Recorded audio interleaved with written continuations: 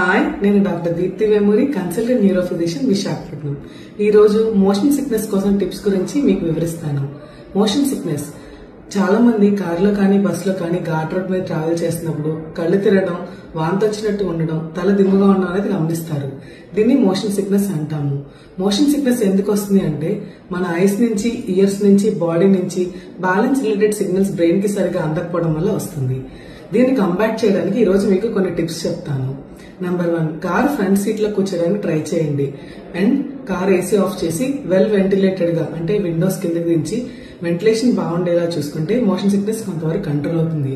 మీరు కార్లో కూర్చున్నప్పుడు తల కిందకి దించి బుక్స్ చదవడం, ఫోన్ చూడటం అనేది చేయకండి.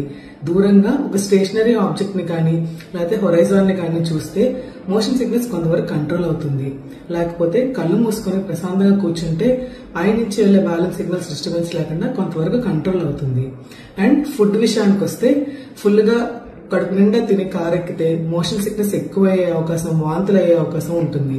సో లైట్ మీల్స్ తీసుకొని జర్నీ చేయండి. దాంతోపాటు జింజర్ కానీ క్యాండీస్ కానీ కొంచెం చప్పరిస్తే మోషన్ సిక్నెస్ కొంతవరకు తగ్గే అవకాశం ఉంది.